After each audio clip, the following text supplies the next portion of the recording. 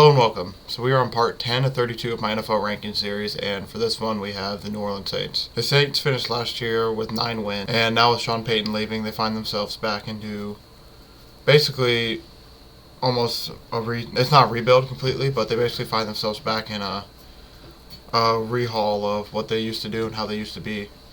Because Sean Payton was a really, really good coach, so losing him hurt a lot.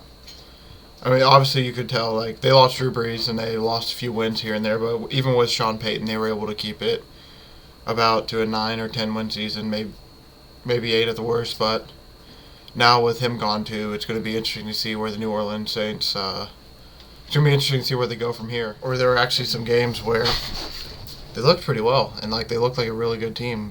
Between Alvin Kamara and Mark Ingram, some games they had a really good two-headed monster in the backfield.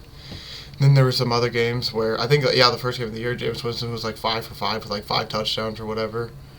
And it's just like they had some games like that, and then they just have other games like against Carolina where they just look god awful. And there was just so much inconsistency on the part of this team. I think that's basically what got to them by the end of the season, was that no matter what they did, no matter how they played, I mean, they were just like wildly inconsistent. And then between the injuries and COVID and other stuff that just ravaged them, basically, I mean, they were just done. I mean, by week 8, they lost Jameis Winston for the year to a knee injury. And they were basically trying to find a quarterback the whole rest of the year. And as you can see, they had Trevor Siemian some, and then they had Taysom Hill as well, who played some, and then he did all right. And then they had that one game with Ian Book that was really bad. But for most part, I mean, they just like were highly inconsistent, and there were some times where I feel like they lacked playmakers. So basically, all they had some games were like, say, Alvin Kamara, or all they had was Mark Ingram.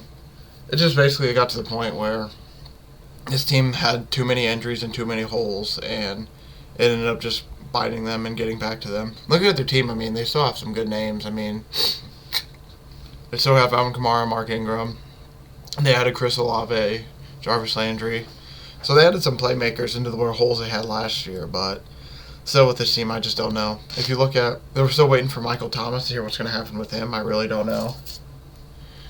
He basically didn't play all last year, and he would have been a great name to have to help out the receiving core that needed a lot of help. Because if you look at it, Marquez Callaway, Chris Olave, Jarvis Landry, and Traquan Smith, that's not a terrible receiving core, but it would be a little bit better. If you look at their defense, they ended up signing Tyrann Mathieu, they have C.J. Gardner-Johnson still have Cameron Jordan. So, I mean, the defense is still there. And this defense has always been one really good part of this team. But yeah, and just like looking at the roster's team, Alvin Kamara is going to miss some games at the beginning of the season.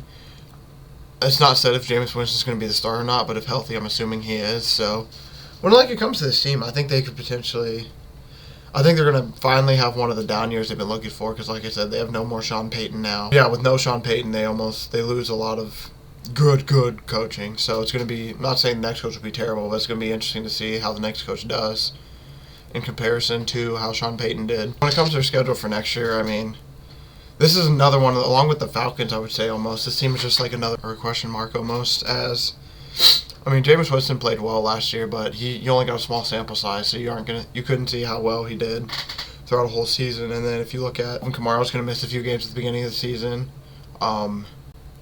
Michael Thomas, he's still a question mark. They don't know if he's going to come back or not. So, I mean, with the signings of Jarvis Landry and then getting Chris Olave in the draft, I mean, that's really good. They're starting to make some steps in the right directions when it comes to the playmakers. It's just they're going to be missing 2 of their biggest playmakers to start the season. And I feel like with them, how bad it could get, like, that's potentially going to be an issue, because this team basically needs its stars because of the fact that they don't have Sean Payton back. They don't have that A-plus quarterback. So they really need about everyone they can get, and hopefully, unlike last year, they don't have a lot of injuries and they're able to get a lot of the players back. If you look at their schedule, I mean, I think they're going to win about 6 games or so. Yeah, like I said, when it comes to the Saints, I mean, they're kind of like in the same boat as the Falcons, where I really don't know what they're going to do this year. I think they're going to be probably about a 6-win team-ish, and they'll be in the upper 20s, because they could potentially like get an extra win here and there, but for the most part, I just don't know. I mean, this team, because of the issue with no Jameis Winston for the full year last year, and the mix of Michael Thomas isn't going to be there, and they aren't going to have Alvin Kamara for a few games at the beginning of the season, I just don't know. I really don't know how this team is going to go. I mean, they have the potential to be a good team and just to be about above average team and maybe even like get a wild card or back end playoff spot with some of the old talent and presence they have in the roster. But at the same time, due to the fact that they have a lot of new people on the offensive side, it's going to be interesting to see how they're able to get it all to work together and see what step they take forward this year.